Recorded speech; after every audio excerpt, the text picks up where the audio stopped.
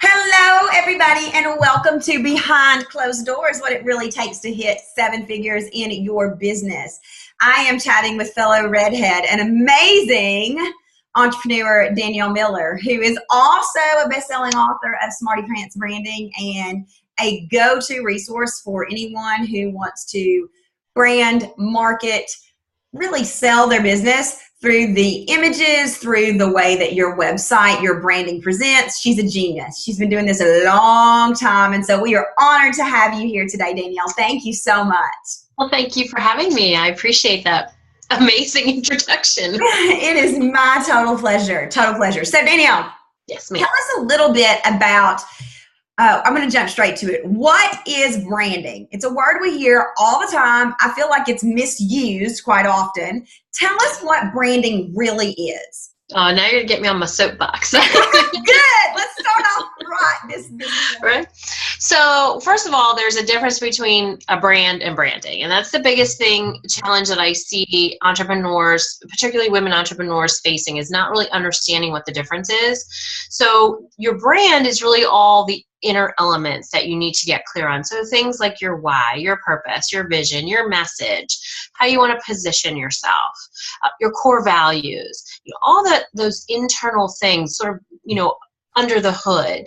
The branding piece is really how your brand then shows up, how it manifests itself visually, verbally. That's where things like your gorgeous website comes in, your tagline if you have one, a logo, the imagery that you use, the colors, the palettes, the typography, the fonts, all those kinds of things. That makes up the branding piece. That's how your brand is represented, both in a visual and verbal way. So Danielle, it's interesting. I even made notes as you were talking. That's how great this is, by the way. I'm making notes because I want to remember what you said. Well, I want to break this down a little bit further because tell me why it's important, the brand part. What's under the hood? So we hear a lot of talk about know your why. So yeah, okay, I understand that. But why is the rest of that important? Your values, and tell us why it's important. Okay, so when you get clear on things like your values, let's just use that as an example. And typically with clients, I get them to define the top 3 to 5 core values that need to show up in their business each and every day. And the reason that you do that is so that when the latest marketing strategy comes along, when the latest course, program, business coach, whatever comes along, and they're telling you to do certain things in your business and it feels off, you're doing them, but it's not connecting. It's not landing the way you want it to. It's because you haven't been honoring the core values in your business. And so you have to get clear on those things because that will guide every single decision that you then make for your business and for your brand. So that's just, one thing that's so important to get clear on. Understanding what your message is, what is the most important thing that you want people to know about the work that you do, and getting clear and concise around that. Rather than trying to fit yourself into somebody else's blueprint, system, formula, you need to figure out how to make that system, formula, blueprint work for you and your brand. And that's where a lot of that misalignment comes in. Yeah. So it's interesting because it's one of the things that I see a lot on social media, and I hear a lot too. Like, I want it to be me, right? I want it to be a representation of me. I want it to feel like me. I want it to sound like me. But I really believe, and it sounds like what you're saying is maybe it's off because you missed this first initial piece. Right. Is that true? Yeah, typically that's what happens. You put yourself out there and your business out there, and then, you just feel this misalignment. Things feel off. You're not connecting with the type of clients you want to be working with. You're not getting your work out there. You don't feel confident and good about the work that you're doing. And it's because you haven't done this foundational work first. And typically, most entrepreneurs don't realize that there's this huge foundational piece that needs to be done before you go out and get that pretty website and work on your logo and tagline and your colors and things like that. So yeah, I love it. I think that I wish I had known this.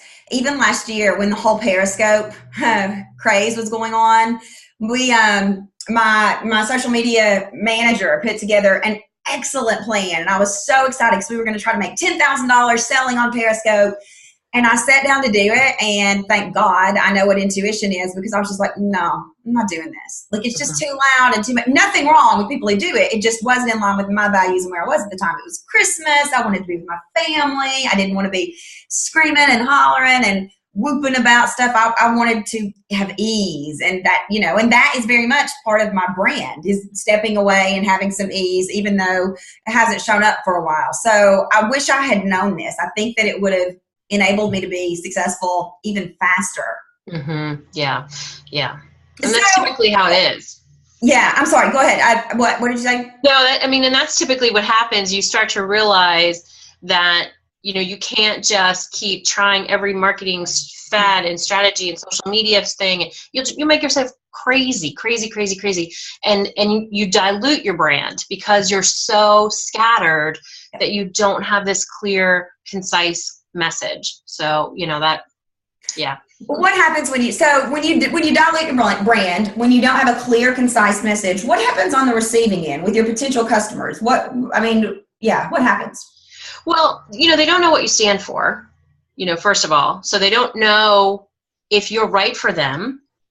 You know, I see this happen a lot in social media, particularly in Facebook groups a lot. You'll get somebody that, you know, they're not only are they a nutrition coach, but they're also a business coach, and they also actually can do some of your social media for you if you want. And it's like, I don't know what to hire you for. I don't know how to work with you, what you can help me with, what specific solution do you provide for the problem I'm having? Yeah. And that's where that gets all diffused and scattered. Yeah. I don't know how you can help me. Yeah.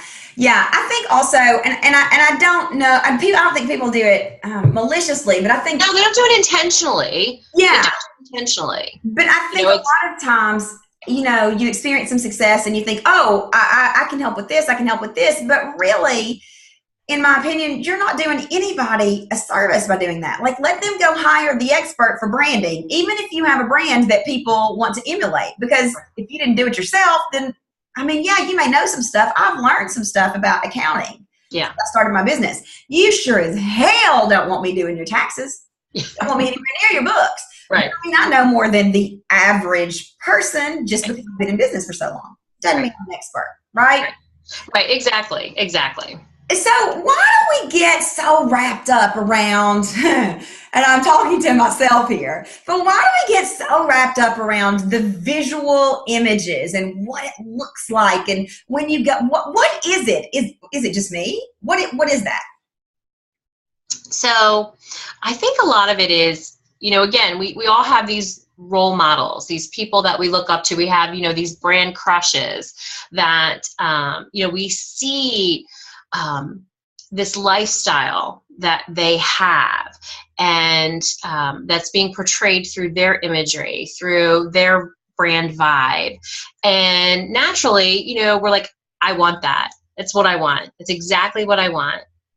And so you end up coming off as this pale imitation of that person you were crushing on, rather than figuring out, okay, so that person has things that I would like to have in my business.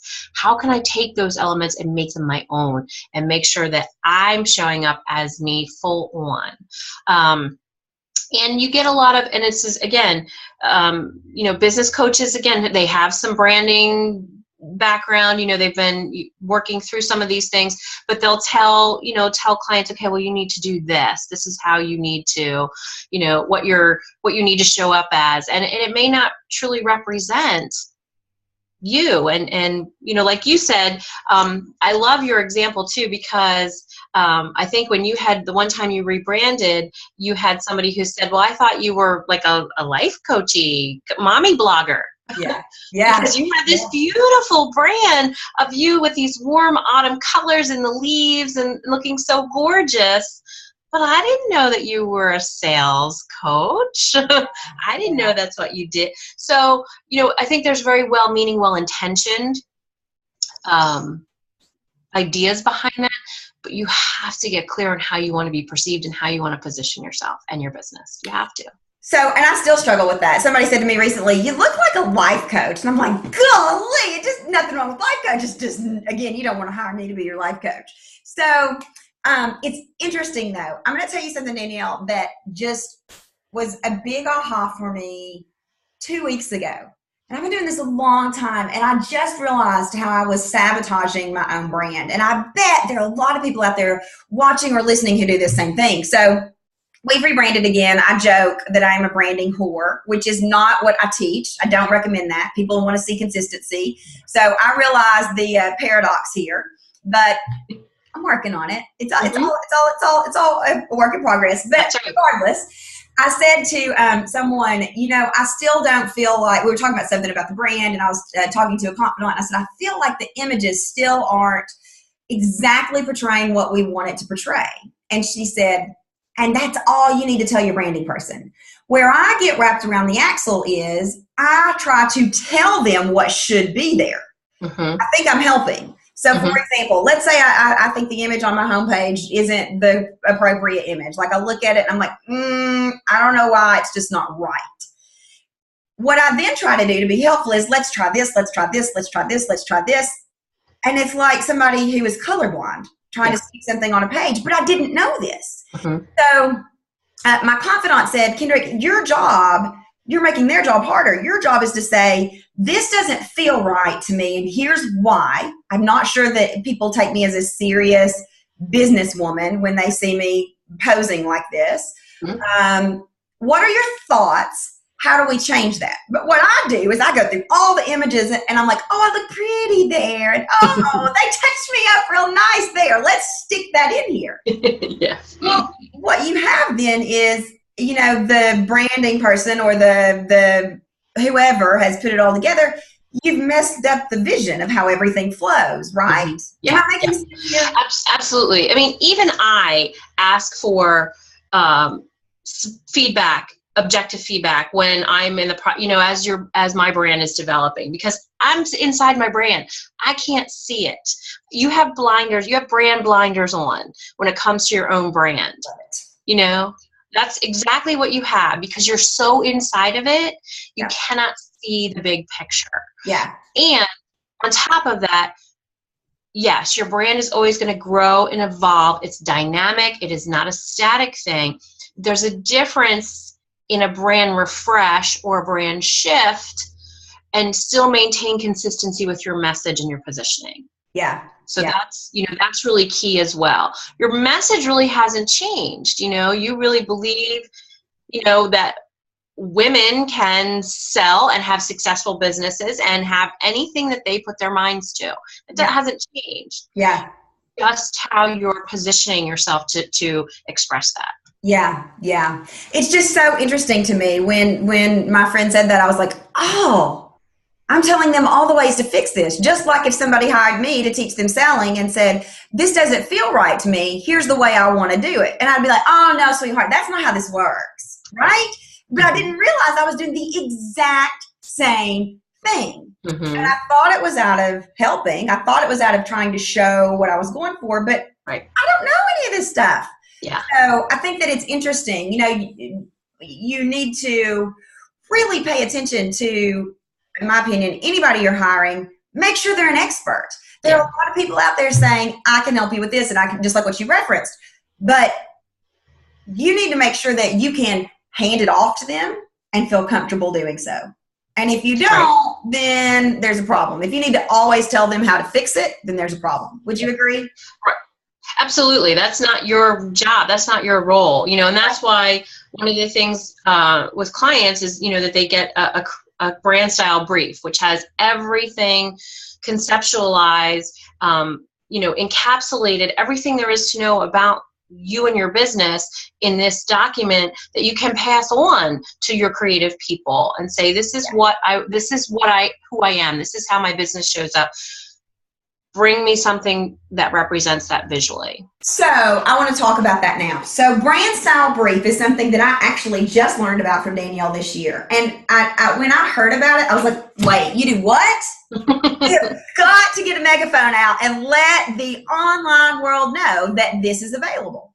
This would have saved me, I'm not joking, $100,000. I don't make that number up lightly. I'd use my big old-fashioned calculator to come up with that number because I rebranded so much. Mm-hmm. Nothing wrong with that. I learned a lot, but it was an expensive lesson to learn. If I had known that I could have hired someone like Danielle to give me a brand style brief, and we're going to talk about everything that's included in that, I would have saved myself so much money in the first place. So Danielle, I want you to tell me what a brand, like give me some of the, I would call them headings or subheadings. If you had a table of contents for a brand. Yeah, the elements. Mm-hmm. Yeah. What's included? So hopefully I'll try to be as comprehensive as I can. I'm sure I'll forget something because until I'm like in it doing somebody's, like I always kind of forget everything that goes into it. But so the first thing, that we get clear on is what is your mission? What is that about? What do you believe about the work that you do? What do you truly deep down in your heart believe about? Why did you become an entrepreneur? Why? Besides your personal why, which usually is around your family and autonomy and those type of things, the work that you do, you have a why behind it. So what is it that you believe? And then we go into, your brand vision. So now that you have defined what you believe about this work, how do you believe this work's going to change people? The people that you want to work with. What will be different for them as a result of having worked with you? And then we get clear on your core values. And then we talk about your brand promise. And that's, you talk about that too. What's that one thing the common thing that you do uncommonly well? So what can you deliver on time and time and time again for your ideal clients? That's your brand promise. And then we talk about ideal clients, more than the demographic piece, but, really what are the traits and qualities and characteristics of the people that you love working with? Because when you work with those people, you do your best work and they benefit from that. And it's a wonderful reciprocal relationship. So you need to know that's why you can't work with everyone, even though you have skill sets probably that can help everyone. That's not your goal. We look at, where do you want your brand to go in 3 to 5 years? That's a big part of it too, because that helps with your positioning. And we talk about that. How do you want to be perceived in the market? What makes you different? We talk about, we get a very clear, concise brand message out of that. And then from there, we talk about archetypes and we look at what your leading archetype is, your leading brand identity, and what are the phrases and terminology around that, so that will help us define your brand vibe, your brand personality, your brand voice. And then from there, we can take that information and start looking at the brand visually. How is that going to show up imagery-wise, font-wise? What does that look like? How's your brand voice going to show up? How will we describe your brand voice? How does that look like when you show up on social media? What, there's a lot. There's a lot to it. So there is a lot. I think what's interesting is all the things that come before colors, fonts, and how it shows up visually, right? Again, the difference between brand and branding, I guess. But the thing that gives me chill bumps when I hear this is all of these things that you're talking about directly tie into selling. I mean, if you know what your brand promise is, if you know how this will change people, you can sell it. And you can talk about it in a way that is authentic, in a way that feels good, in a way that is not icky, sleazy, slimy, pushy. If you know truly these things, that is the core of getting clients. Absolutely. Absolutely. Absolutely. And you're confident, you're so confident in this, you've built this foundation. It's solid. You know exactly who you're talking to, and it gives your business and your brand this confidence that just it's an undefinable thing that happens when you get clear on all these things and how you show up each and every day. Yeah, absolutely. And here is a moment of truth for me. It wasn't until the last probably, 8 months that I was really, really confident in some areas, but in other areas I wasn't so confident. And it showed up in things that I did. And so just totally having this full confidence piece really changes the way I'm able to show up with my clients, the way I'm able to deliver. It makes a huge difference. And you're right. It's almost this unspoken thing that happens. Mm-hmm. So, okay. So this is how important I think this is, guys. I hired Danielle to work with all of or anyone who wanted to, my private clients this year to get clear on this. Because oftentimes people will come to me and say, well, what should I do about my website? Or what should I do about this? And I'm like, I don't know. I'm not the expert here. So I believe that this is so important. I believe that this foundational piece of getting I call it a brand style guide, but what do you call it? Brand style brief. Brand style brief, yeah. Really makes a huge difference in how quickly you're able to be successful. So, Danielle, I'm curious. You are a go-to expert for branding for female entrepreneurs. What's the biggest mistake you see people making? The biggest thing I see them make, the biggest mistake I see is thinking that branding is your brand. That's the biggest mistake. They think that getting a pretty website put up, figuring out your colors and your tagline, because that's all fun. That's all such a fun part of this whole process in becoming an entrepreneur. But then what happens typically is they're not getting the clients that they want to work with. They're not positioning themselves as the expert they want to be perceived as. Yep. Their voice isn't differentiated enough to make them stand out. And there's this, they feel this misalignment. This doesn't really represent me. This doesn't really represent the work that I do. My web designer told me I needed to do X, Y, and Z for whatever reason. And it's nothing. I know some absolutely fabulous web designers, but that's not their job. Their job is not to brand you. Their job is to take that brand and bring it to life in your website and make sure that that fully represents what you want it to represent. Yeah. And so that's a big mistake I see that happens a lot. Most web designers don't go deep into that brand process. Yeah, and quite honestly, if they do, it's probably, again, not their area of expertise. I mean, you either are an excellent coder, right? Mm-hmm. Mm-hmm. Or you actually design that, you brand it, you do the branding. It's very rare to find somebody who does both, I think. So let me ask, go ahead, you were going to say something. I was going to say, and this happens all the time. I mean, I don't know a web designer that does not ask this question. Tell me what website you like. Yep. And they're going to create a website that you like, which is going to look like somebody else's website. Yep. That's absolutely right. I've always been asked that. So I hate that question too, by the way. Mm-hmm. I'm always like, first of all, I don't troll around on a lot of websites. Not that there's anything wrong, but I just don't. It takes me down a path I don't want to go. Mm-hmm. So I'm like, I don't know. The last time I said to the person, you bring me websites that you think represent me. Right. And I will say yes or no. And so they brought me about 10. And I was like, yes, no. And it was a great exercise. That's what I would recommend doing. No, I don't want to do that. Let's see how well you know me. Right. Are going to hate me after this. So I'm curious, Danielle, how long have you been doing this? I started out online in 2007. And it was a really expensive hobby for 2 years. And I started out life coaching. And I got really sick in 2009 and spent almost a whole year recuperating from that. And then in 2010, it was sort of this, rubber meets the road kind of thing. Are you going to continue to screw around, or are you going to get serious and you're going to actually have a business? Yeah.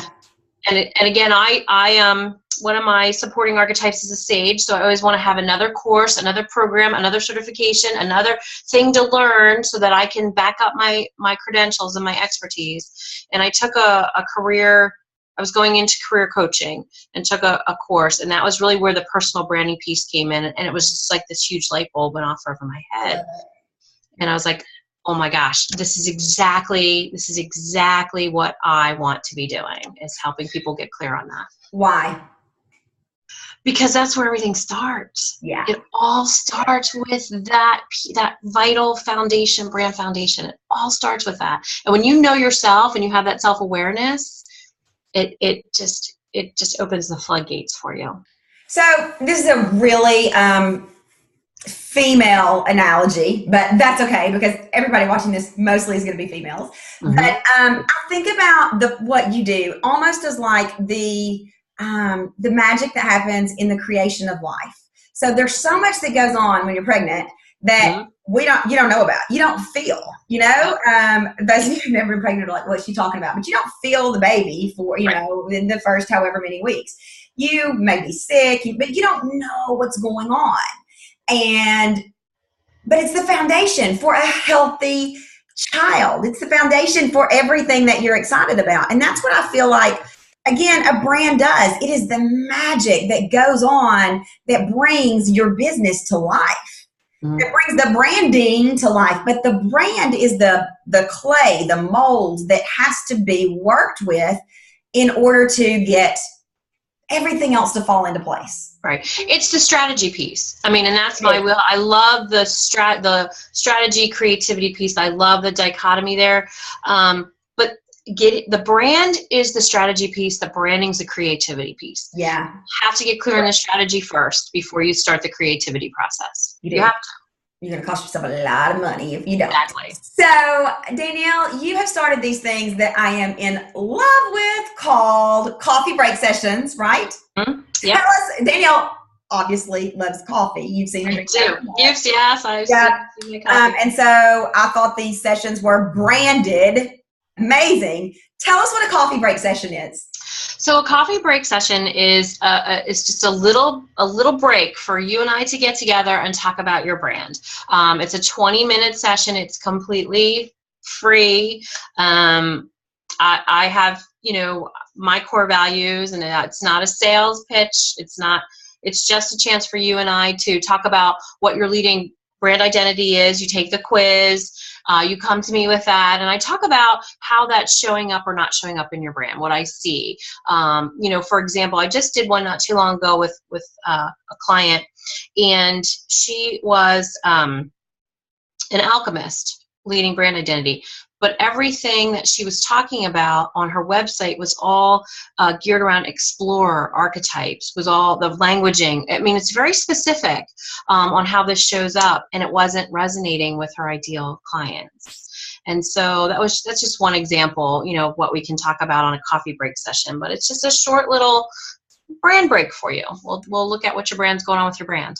I love it. I think that one of the things that, other than your genius and giving your genius away to people for, to have a cup of coffee with and to talk and that, which is so generous. I think that this is a great opportunity because the science, I don't know if that's the right word, but the science behind the archetypes really is amazing. So you may wonder, why am I not getting customers? You may wonder, what am I doing wrong? You may wonder, where are my people? I would schedule a call with Danielle, a coffee break session with Danielle, because she is going to be able to look at your language and see if it identifies with what's in here.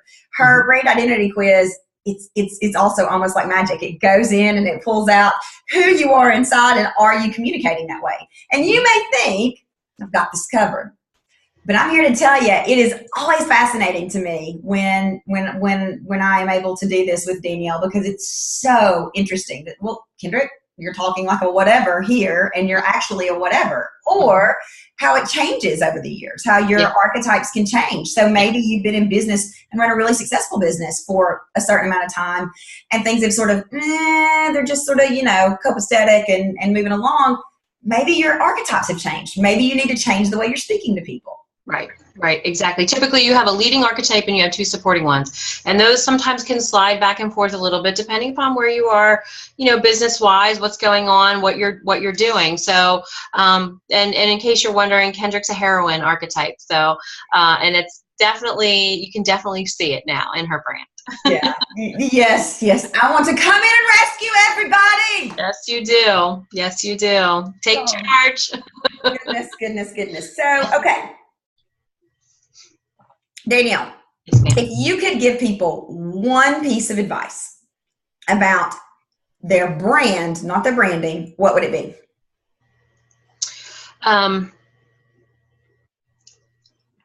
Don't diffuse your brand by thinking you can serve everyone.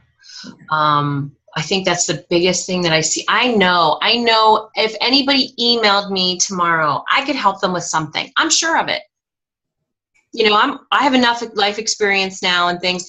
I could help somebody with whatever they're struggling with, but that's not who I don't want to work with everyone, and you don't either.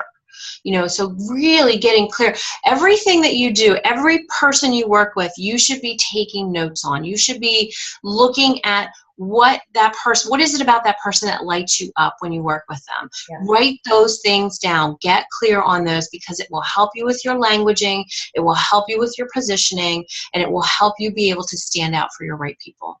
What great advice. I always say, and I'm going to get emails about this that say I'm wrong, and that's okay. And I'm going to get some emails that say this is mean. But I always think when a customer tells me, well, I can work with anybody, my next question is always, how long have you been in business? And 99.9% of the time, they've been in business less than a year, or they've had 0 clients. Yep. Because you just can't, that's not the answer. I mean, Best Buy could sell groceries, but they don't. I mean, they've got the technology to do it. But they don't. So, well, do you want to be Walmart, or do you want to be Tiffany's? True. Walmart sells everything, right? They sell everything to everybody. Yep. Tiffany's does not. Yeah, absolutely. And I think the other thing is, especially in a service-based industry, Walmart sells products. Right. But in a service-based industry, there are going to be people who do not connect with you. And that's okay. That's what you want your branding and your brand to do, to attract the people like flies to honey, to use a Southernism, that you're meant to work with, and to repel the people that you're not. There are plenty of people who would never hire me. And I know that my brand and branding and messaging has done a good job. When they're like, yeah, you're not for me. Fantastic. Can I help you find who is? Right. Exactly. Yeah, you can still be of service. Yeah. Not in a that capacity. And I can guarantee you that any brand crush that you have, they are polarizing. People either love them or they repel them, and that's exactly what you want. Absolutely. You should write a blog about why people hating you is a good thing, or something like that. Love your haters. Yes. So, okay, Danielle, the last question I ask everybody is if Danielle just married off her son, her youngest son? My baby, yeah. Baby this weekend. So thank you for being here. If our children were small, so if Hallie and 7, if our children were small and you could give them one piece of advice about life, only one, what would it be?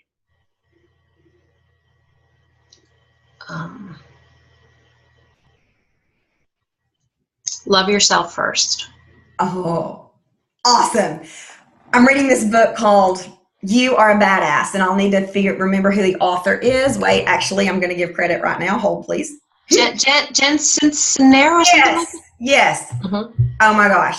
Mm-hmm. And it's funny because every chapter she sort of recaps, and number 1 in almost all the chapter is love yourself.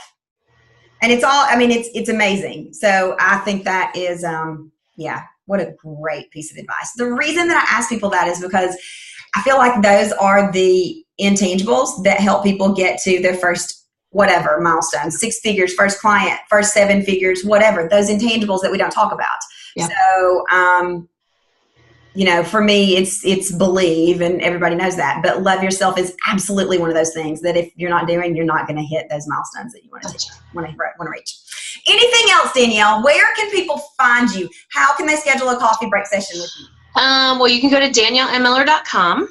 And here's where a little piece of consistency comes in, that whole thing we talked about earlier, or you can find me on any social media platform at Danielle M. Miller. Anyone, Twitter, LinkedIn, Facebook is probably the one I'm on the most. Pinterest, all of them. Danielle M. Miller, you can find me there. So. And the link should be actually on this page as well, where your interview is hosted. I would highly recommend that you take advantage of experts who are willing to give their time to you for free. If you're running a business and you are thinking, why won't someone help me? You're not looking hard enough, because there are amazing experts like Danielle out there having coffee break sessions or whatever, saying, let me help you. Take advantage of it. If you don't, you need to question about if you're really serious about running a business. I mean, seriously, help is everywhere in the online industry. It's one of the most giving industries I've ever seen. And now I'll get off my soapbox. Danielle, thank you so much for being here today, for talking to us about the difference between brand and branding and why it's so important, and really those first foundational steps that help you create a branding that is like a client magnet that attracts your right people. I think that we're going to hear more and more and more from you over the next few months because you have just got an amazing service. Thank you for being here. Thank you for having me, Kendra. You're welcome. Everyone, I believe in you and I believe in your business. If I can do this, you can too. Have a great day.